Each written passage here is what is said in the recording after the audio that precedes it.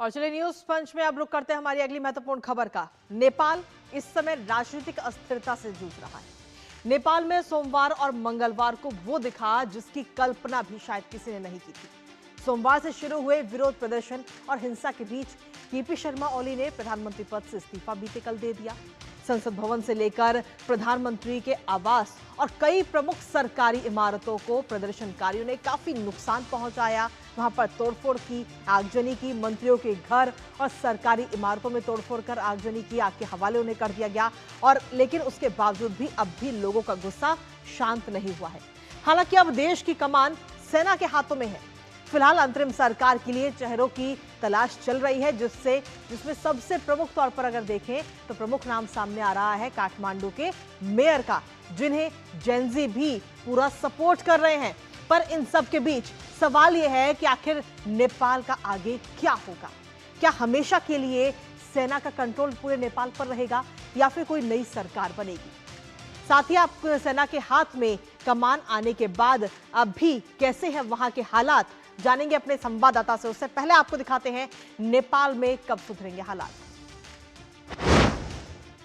तो जी हां, देश की कमान इस वक्त सेना के हाथ में है नेपाल में, लेकिन जेनजी के प्रतिनिधियों से सेना प्रमुख ने बीते कल मुलाकात भी की और काफी खास ये मुलाकात रही, जिसमें बताया गया कि मौके का फायदा उठाने वाले 26 लुटेरों को गिरफ्तार भी किया गया है, जो इस अशांति का फायदा उठा रहे थे। नेपाल सेना ने फिलहाल पूरा स्पेशल सेफ्टी प्रोसीजर जो है वो भी शुरू कर दिया गया है। इसके अलावा अगर हम देखें तो त्रिभुवन इंटरनेशनल एयरपोर्ट को भी दोपहर 12 बजे तक अभी बंद रखा गया है और साथ ही मेयर बालेंद्र शाह को अब कमान दी जा सकती है। आखिर मेयर बालेंद्र शाह कौन है, एक नजर उस पर डालते हैं। काठमांडू की जब हम बात करें तो काठमांडू के मेयर और साथ ही युवाओं में लोकप्रिय के तौर पे जाने जाते हैं बालेंद्र शाह। अपने काम के जरिए जनता के बीच में उन्होंने अपनी बेदाग छवि बनाई थी। भ्रष्टाचार के खिलाफ उनकी जीरो टॉलरेंस की नीति सभी ने देखी है। इसके साथ ही टाइम मैगजीन में, जो अभी 2023 में टाइम मैगजीन आई थी, उस दौरान टॉप 100 की सूची में भी इन्हें शामिल किया गया था उभरते नेताओं के तौर पे। न्यूयॉर्क टाइम्स की अगर हम बात करें तो वो भी इस वक्त तारीफ कर चुका है बालेंद्र शाह की।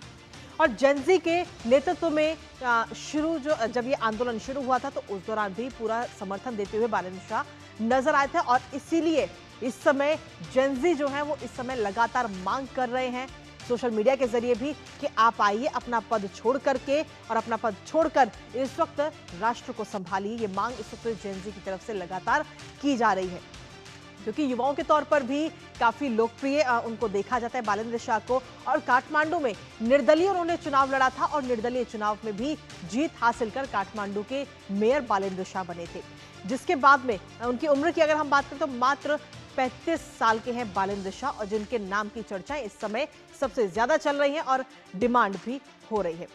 और ऐसे में आखिर पिछले 48 घंटों की जब हम बात कर रहे हैं कि जब आज की जो तस्वीर है जिसके बारे में किसी ने कल्पना भी नहीं की थी, वो कहीं ना कहीं बदलाव देखने को मिला। पिछले 48 घंटों में कैसे आखिर हालात बिगड़े हैं, एक नजर उस पर डालते हैं, जिसमें 8 सितंबर का दिन जो है अगर हम बात करें तो काठमांडू के प्रदर्शनकारियों का शुरू हुआ था सुलगता नेपाल, और साथ ही ये आग आखिर कब बुझेगी। इस समय आप स्क्रीन पर देख रहे हैं अलग अलग तस्वीरें, जो तस्वीरें सामने आई हैं पिछले 48 घंटे के दौरान। प्रदर्शनकारियों का जो ये आंदोलन है, ये जो विरोध प्रदर्शन है, वो बेहद ही शांतिपूर्वक शुरू हुआ था, लेकिन देखते ही देखते इसने हिंसक रूप ले लिया। ये प्रदर्शन उग्र होता गया, जिसके बाद में केपी शर्मा ओली की तरफ से साफ मना कर दिया गया कि जो बैन 26 सोशल मीडिया प्लेटफॉर्म पर लगाया गया है उस बैन को नहीं हटाया जाएगा। और जब उनकी तरफ से ये बात कही गई तो ये प्रदर्शन और ज्यादा बढ़ता हुआ नजर आया और हिंसक हो गया। इसके साथ ही आदेश दे दिए गए कि शूट एंड साइट के आदेश दिए गए, जिसके बाद में कई लोगों की इस प्रदर्शन के दौरान मौत भी हो गई और जिसके बाद ये प्रदर्शन और ज्यादा उग्र हो गया। इसके साथ ही अगले दिन की जब हम बात कर रहे हैं तो पहले दिन जब सोमवार का दिन था तो कई मंत्रियों ने अपने पद से इस्तीफा भी दिया, जिसमें गृह मंत्री का भी नाम है, उन्होंने अपने पद से इस्तीफा दे दिया था। जिसके बाद में देर रात सरकार की अहम बैठक हुई और अहम बैठक होने के बाद में ये फाइनल हुआ कि जो 26 प्लेटफॉर्म पर बैन लगाया गया था उसको हटा दिया जाए। लेकिन जब अगला दिन हुआ, अगले दिन सुबह नेपाल के कई राज्यों में कई क्षेत्रों में कर्फ्यू लगाया गया था, लेकिन उस कर्फ्यू का कोई खास असर नेपाल के अंदर नजर नहीं आया। प्रदर्शनकारी वापस अपने घरों से बाहर निकले और प्रदर्शन करते हुए नजर आए। इस दौरान आंसू गैस के गोले भी छोड़े गए। हालातों पर कंट्रोल करने के लिए सेना को भी खुली छूट दी गई, लेकिन उसके बावजूद भी ये विरोध प्रदर्शन कंट्रोल नहीं हो पाया है, जिसके बाद में कल दोपहर करीब 2 से सवा 2 के समय का वो समय रहा होगा जब केपी शर्मा ओली ने भी अपने पद से इस्तीफा दे दिया और नेपाल की पूरी कमान सेना के हाथ में चली गई। हमारे साथ हमारे सहयोगी इस वक्त जुड़ रहे हैं, सीधा उनको करते हैं। श्वेता इस वक्त हमारे साथ जुड़ रही है। श्वेता, क्या कुछ ताजा अपडेट है आपके पास में? अभी इस समय किस तरीके के हालात नेपाल में नजर आ रहे हैं, क्योंकि आप खुद वहां पर मौजूद हैं? कृतिका, देखिए, यहाँ पे जो आंदोलन चल रहा था, प्रोटेस्ट, वो कल देर रात तक रहा है, क्योंकि इवन 12 बजे रात तक हवा में आपको आकाश में अंधेरे में भी अभी पूरा धुआं धुआं, अभी मेरे सामने ही कोई घर जल रहा है। मुझे पता करना होगा कौन सा घर जल रहा है, क्योंकि पूरा आकाश में धुआं भरा हुआ है। जी। तो देखिए, प्रोटेस्ट तो चल ही रहा है, लोग गुस्से में हैं, और खासकर ये जो युवा ऊर्जा है, इसको कंट्रोल कर पाना अभी बहुत आसान नहीं हो पाया है, क्योंकि ये समाज के हमारे ही अपने बच्चे यहाँ हैं जो सड़क पर उतर आए हैं विरोध करने के लिए कि अब हम बर्दाश्त नहीं करेंगे, हमारा रोजगार कहाँ है, हमारी शिक्षा कहाँ है, इसको लेके जो प्रोटेस्ट हो रहा है। तो ये जी। सारे इसी समाज से निकले हुए बच्चे हैं, तो पुलिस भी किसको मारेगी, क्या करेगी? क्योंकि देखिए, कल जब पुलिस के साथ दुर्व्यवहार हुआ था, सबके कपड़े उतार के उनको परेड कराया गया था, तो जी। पुलिस ने भी हाथ खड़े कर दिए थे।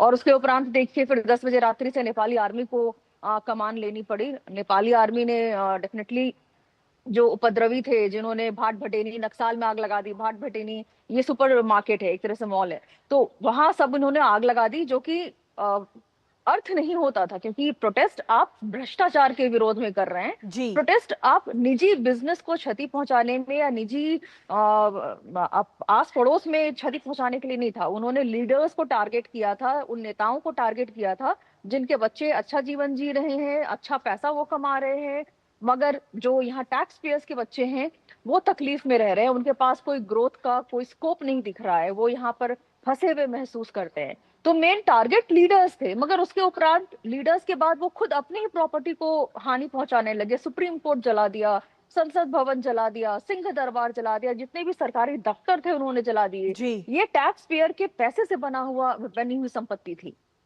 तो इनको जलाने के बाद खुद नेपाल के युवाओं ने अपनी क्षति कर ली।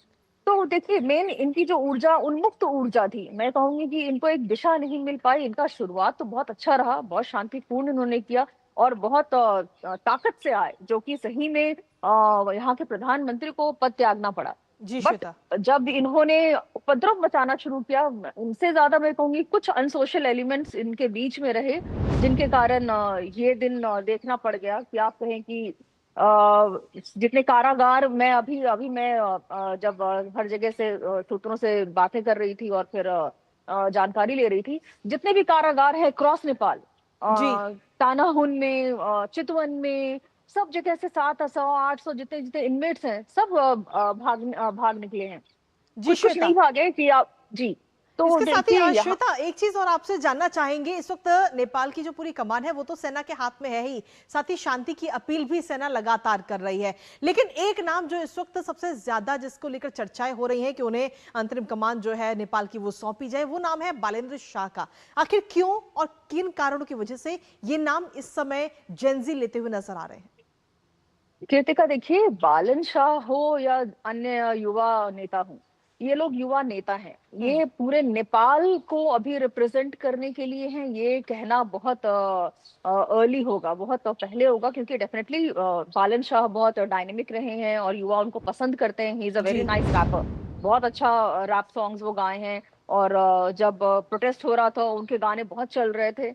मगर वो प्रधानमंत्री बनेंगे या पूरे देश की कमान इंटरिम रूप से संभालेंगे, ये कहना बहुत अर्ली होगा, क्योंकि नेपाल इतना भी कच्चा देश नहीं है। अलग बात है आज की स्थिति ये इस दिशा में जाते हुए कह रही है, बट यहाँ की राजनीति बहुत सधी हुई थी, बदलती रहती थी सरकार, मगर ये कि थोड़ा ग्रीड इतना देखने को मिला कि सभी कुर्सी चाह रहे थे, पावर चाह रहे थे।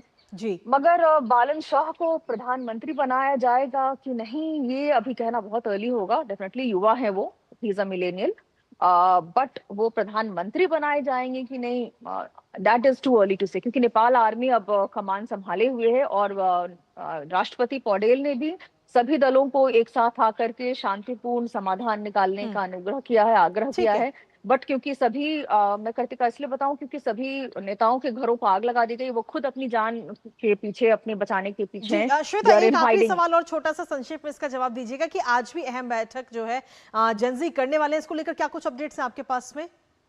देखिए, जेंजी, मैं बार बार कह रही हूँ कि जेंजी कोई एसोसिएशन या कोई क्लब एक नहीं है जो कि उनका कहें कि वो बैठक करने वाले हैं। जी। These are open energies, that is, माने हर जगह है ये लोग। जी। तो ये जेंजी कोई एक क्लब के अंदर नहीं आते, एक बैनर के अंदर नहीं आते हैं, जी। बस हमने नाम दे दिया जेंजी। ये तो युवा है यहाँ के, हम्म। जो कि स्कूल कॉलेज के बच्चे हैं। तो आप, ये प्रोटेस्ट जो हुआ ठीक था, है। ये झकझोरने के लिए हुआ था सरकार को। जी। बैठक कैसे होगी ये कहना अभी सही बात नहीं है, क्योंकि ये तो बिल्कुल। कॉलेज के बच्चे हैं बेसिकली, जी। इनको चैनलाइज करना है। तो आई ठीक होप है। सो आर्मी जब चार्ज ली है तो may be they may ask the representative जी। एग्जैक्ट व्हाट दे वांट, और तब आगे बात बढ़ ठीक है। सकती है। जी। चलिए, आप वहां के घटनाक्रम पे अपनी नजर लगातार बनाए रखिएगा और एक एक अपडेट हम तक पहुंचाते रहेगा। श्वेता, फिलहाल बहुत बहुत शुक्रिया आपका ताजा अपडेट हमारे साथ साझा करने के लिए। तो सीधे तौर पर नेपाल के जब हालातों की हम बात करें तो अभी फिलहाल हालात वहां पर स्थिर नहीं नजर आ रहे हैं। हालांकि सेना के हाथ में इस वक्त नेपाल की पूरी कमान है और वहां के घटनाक्रम पर लगातार हमारी नजर भी